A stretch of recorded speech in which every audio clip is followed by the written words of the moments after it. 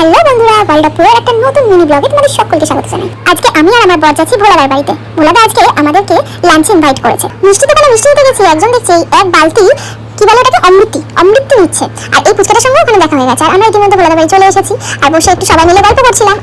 তারপরে তো লাঞ্চে বসে গেলাম। লাঞ্চে ছিল সাদা ভাত, মাছের মাথা দিয়ে ডাল, ঝুরঝুরে আলু ভাজা, দারুণ একটা লাল শাক ভাজা, খুব সুন্দর করেছিল কাকিমা প্রতিটা রান্না। আর তারপরে ছিল কাতলা কালিয়া আর মাটন কষা চাটনি। আর এখানে আমার বড়মশাইকে দেখো কিভাবে মাটনের পিসটা খাচ্ছে। তো যাই হোক, বলছে এটাও তোমার ভিডিও করতে হবে। আর এই হলো কাকিমা, যে এত সুন্দর করে আমাদেরকে আজকে রান্না করে খাইয়েছে। আর এখানে দেখো কাকিমার বাড়িতে সুন্দর একটা গোপাল আছে। এরপরে সবাই মিলে আমরা অনেকক্ষণ বসে বসে আড্ডা দিচ্ছিলাম। এই যে পুচকাটাকে দেখছো, ওর নাম মেঘ, ও হচ্ছে আমার বান্ধবী পিয়ালি, ওর ছেলে। স্বপ্ন আর মেঘ দুজনে মিলে খুব খেলা করছে। আর ইতিমধ্যে চলে এসেছে কাকিমা, বানি আর ভোলাদা। এইবার হবে কেক কাটিং। আজকে সবাই মিলে অনেক অনেক আনন্দ করলাম। রান্নাটা তো মারাত্মক হয়েছে। কাকিমাকে তাই জন্য বলছিলাম যে এত সুন্দর রান্না তুমি কি করে করো।